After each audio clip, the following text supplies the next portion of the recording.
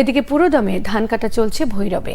নতুন ধান ক্রেতা বিক্রেতার সরব উপস্থিতি ভৈরব বন্দরে। তবে কৃষকরা বলছেন এবার এই মোকামে ধানের দাম খুব কম, উৎপাদন খরচ বেশি পড়ায় দাম নিয়ে হতাশ তারা। ভৈরব প্রতিনিধি সত্যজিৎ দাস ধ্রুবের তথ্য ও চিত্র নিয়ে থাকছে ডেস্ক রিপোর্ট। হাওর অঞ্চলে এবার ধানের ভালো ফলন হয়েছে। মাঠে মাঠে চলছে ধান কাটা ও মাড়াইয়ের কাজ।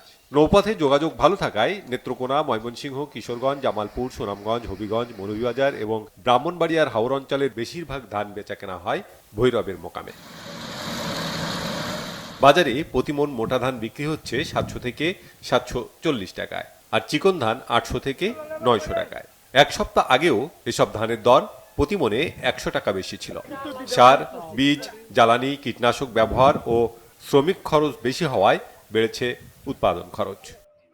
এক মন ধান বেচতেছি এখন 740 টাকা, খরচ হয়েছে মনে হয় খানিতে 15,000। আমরা 1,000 টাকার উপর হলে আমরা কৃষক যারা এরা মনে আশা করি লাভবান হতে পারে। সরকারি কোনো ধান দিতে গেলে কত হেসনে তো লাগে, কোন ধান রাখা যাবো না, ধান রাখার কোনো জায়গা নাই, সব ফুল হয়ে গেছে রিজার্ভ, এন কথা গিয়া ঘুরাই দেয়। তো আমাদের গৃহস্থী করার কোনো ইয়া নেই, সারের দাম বেশি, পানির দাম বেশি, গ্যাস কারেন্টের দাম বেশি, মানে সর্ব খরচ মর্চ গিয়ে আমাদের কোনো লাভবান নেই।